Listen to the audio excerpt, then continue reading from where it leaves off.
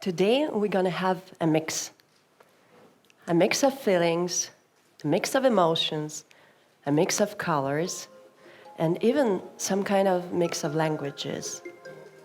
Эмоциональный интеллект — это компетенция будущего.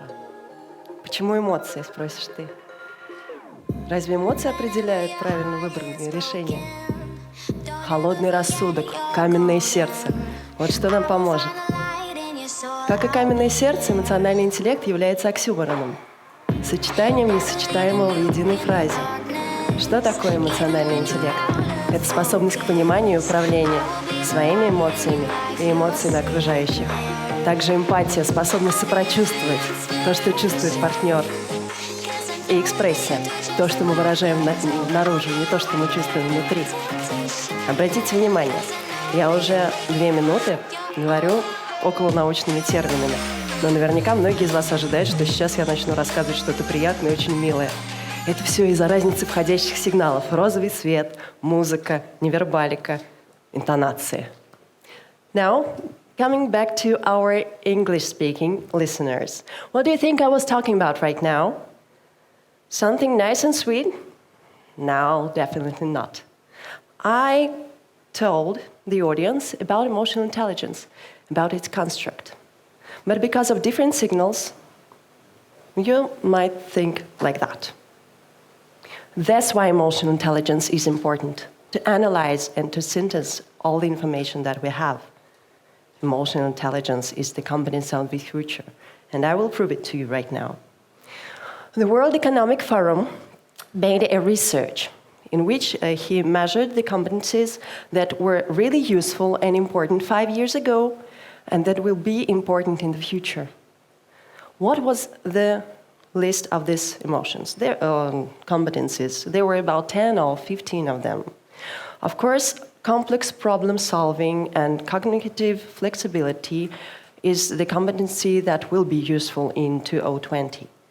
But what is very interesting, that, for example, active listening disappeared and emotional intelligence appeared. What is active listening? It is the way when you pretend that you listen to your partner, that he is important to you. And emotional intelligence is the way you feel, the way you can inspire your partner. Can you feel the difference? We don't have to pretend, we don't have to manipulate. We can listen and feel, really feel and inspire others. Now let's talk about each of you in this hall, every one of you. Paul Ekman, a famous researcher. You may know him from Theory Lies series, I suppose. So he studied emotions of people that live in cities, in countrysides, and even in tribes. And he says that there are 7 basic universal emotions. What are they? You can see them on the screen. Sadness, happiness, anger, interest, disgust, and contempt. We made a research based on these 7 emotions, and we studied about 2,000 people trying to find out what do they feel. You know, we found out that we all are very, very, very different. Even you that are sitting up there can think what you feel right now. What emotions do you have when you wake up in the morning? Is it some kind of interesting, and you're expecting something wonderful that will happen today?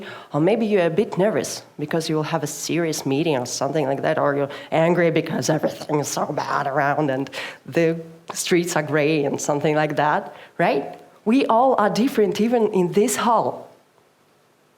Coming back to the first idea, how can we manage the culture of the future together? What is culture? Culture is agricultural term. For example, when you see the rose, it is cultural flower.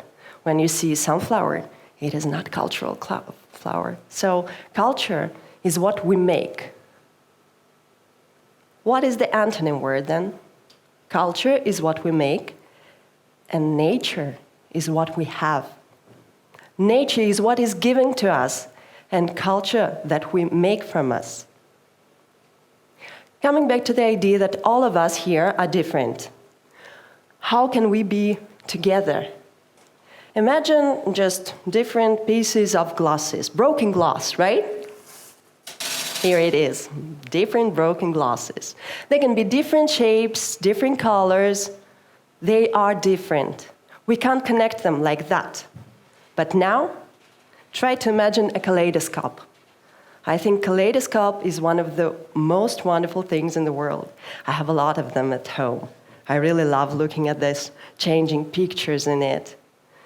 So building culture together is connecting. These different pieces connect to one wonderful order, from chaos to order. That's how it works. I will explain it to you. Please, think about some sweet memories from your childhood. Maybe some book or toy that you played, or just, well, for example, 5 years ago, the song that you liked most. Or maybe the smell of the perfume that you tried after several years, and now you smell it, and you have this kind of feeling like breathtaking and heart beating, yes? You remember something. You know what is the most strange about that? Richard Dawkins says that you don't have any of the cells and atoms that you had that time. Can you imagine? Everything changed. Everything in your nervous system changed, in your blood, in your body, but you still remember. You still have the same feelings remembering this song, yeah?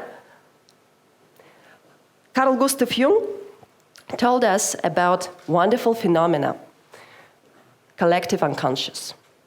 It means that we have memories for genes. It is some kind of, phenotype memory. How does it work? Nobody knows, still. But I can prove it to you all the same.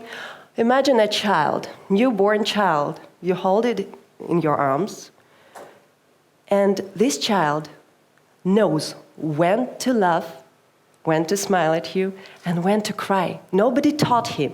Nobody told him, well, when I do it like this, you have to smile. No, he knows it already. This is the phenotype memory. So, how can we change the culture? Carl Gustav Jung told that collective unconscious is not only about genus or society memory. Now, it works even for your family. Imagine if you change your own emotional intelligence, if you develop it, can you change the goals, the future of your family, of your work organization command? Of course, yes. The future culture depends on you today. Emotional intelligence rules. Thank you.